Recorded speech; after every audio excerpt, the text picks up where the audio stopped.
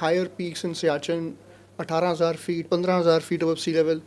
वहाँ पे दुश्मन के अलावा एक और भी दुश्मन है जो नेचर है. टेम्पररी मेमोरी लॉस हो जाता है, पल्मोनरी एडिमा हो गया, फ्रॉस्ट बाइट हो गया, ये सब चैलेंजेस हैं. और आपने you were into aviation, you were flying in those heights. So हमें ये बताइए कि अपने आपके जहन में एक तो मेंटल चैलेंज क्या था, और प्रैक्टिकली जब आप you were in the helicopter, you in that in those climbs, what was the exact situation? Walk us through your experience of those your terrains. Siachen Glacier is the world's highest battlefield, right? And as you have correctly brought out, वहाँ पे दुश्मन बाद में आता है, पहले nature. You have to fight through nature to get to your enemy, right? And there are a lot of effects of staying in those heights for a prolonged time, जो आपको बाद में आके पता चलते हैं, है ना. इमीडिएट तो है ही, आपका हेपो हो गया, जो पल्मोनरी एडिमा, या आपका लॉस ऑफ एपेटाइट हो जाता है वहाँ पे.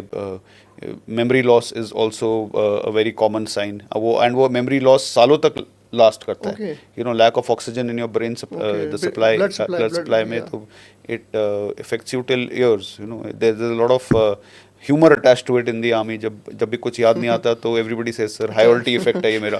सो we just blame it to high alti and it is taken. The other person also knows कि अच्छा हाई ऑल्टी इफेक्ट है, ये बंदा पहाड़ों में रहा है तो ऑक्सीजन कम मिला इसके दिमाग को.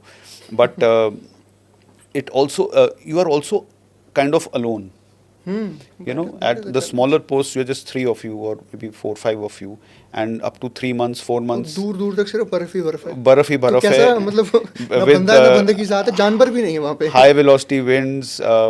It's not easy to survive. There is, apart from you're doing your daily chores, which is also a big task. आपको मतलब ब्रश करने के लिए भी उसमें पानी उबालना पड़ेगा, सब कुछ उबालना पड़ता है, केरोसिन डाल के उसको उसका मेल्टिंग पॉइंट कम रखना पड़ता है.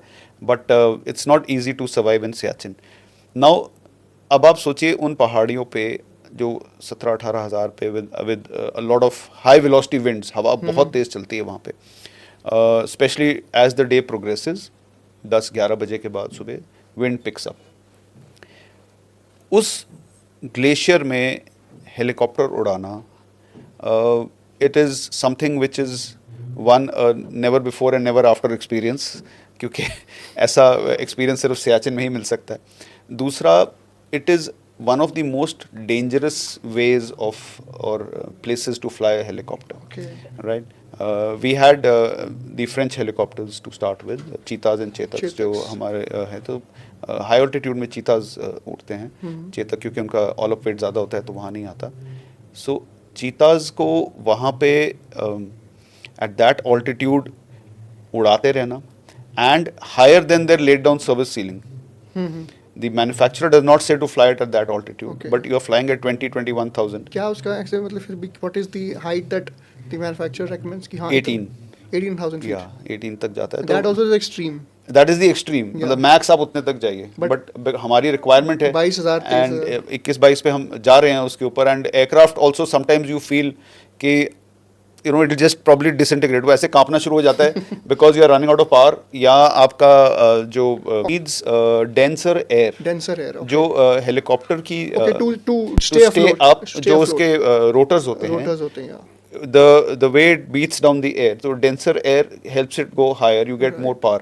But क्योंकि वहाँ atmosphere is rarer, so you don't generate as much power. By rarer sir means thinner. हाँ, thinner है. So उस तरीके से तो उस आपके हेलीकॉप्टर के अंदर उतनी पावर नहीं होती to stay higher, right? So you have a very limited power reserve to कि आप आसमान में रह सकते हैं. ऊपर से आपका एयरक्राफ्ट अच्छे से वाइब्रेट करता है कई जगहों पे, स्पेशली जब आप लैंडिंग के लिए जा रहे हो. आपको ऐसा लगता है कहीं डिसइंटीग्रेट ना हो जाए. मतलब of course it doesn't happen, but it is really vibrating. So you are actually trying to, and apart from the helicopter, it's your own self. You have to maintain all your senses. So you are also continuously taking oxygen supply. आपके भी seat के पीछे oxygen cylinders लगे होते हैं, because unless you are thinking correctly, you will not be able to fly. Your vision will get impaired. Your senses will get impaired. So you or your co-pilot is continuously taking oxygen, and you have to carry out your mission. ये तो आप उड़ा रहे हैं, but mission भी तो करना है, जो आपने लोड लगता है. शुरू शुरू में तो लगता है बीच में भी कभी कभी लगता है, डिपेंडिंग आप कभी फंस रहे हो तो लगता है।